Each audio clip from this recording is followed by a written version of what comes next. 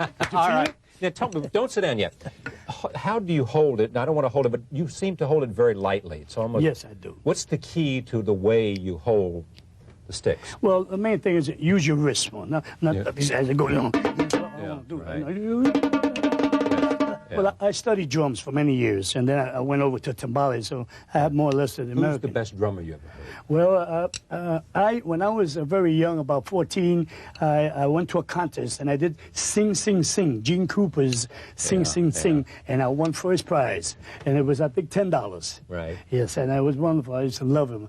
And sometimes... So Krupa would have been one of the best for you. Oh, yeah. At that time, I was growing up, naturally. Yeah. I got so many drummers nowadays, Mr. Max Roach, all the way down the line. Max Roach has been, oh, of course. But at the time, now when I get into my real heavy... Born and raised in Harlem, NY, Ernest Anthony Puente Jr.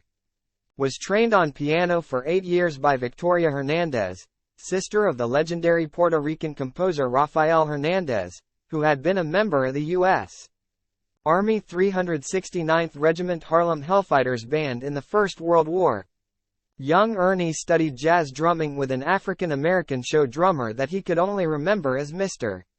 Williams, while also learning acrobatic tap and ballroom dancing with his sister Annie. Applying his jazz training to timbales, the metal drums of Cuban origin, played with sticks, Puente crossed a Rubicon that brought the instrument into the forefront, redefining it as a solo instrument in much the way that Gene Krupa had redefined the drum set.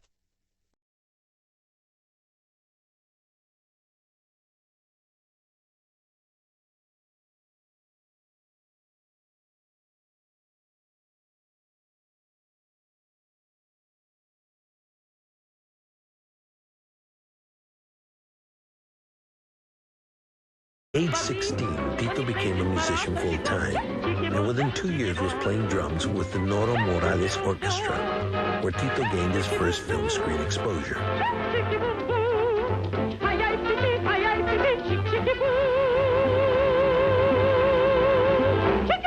Tito Puente, inspired by Gene Krupa's jazz drumming, transformed the role of the timbales by placing them at the front of the band.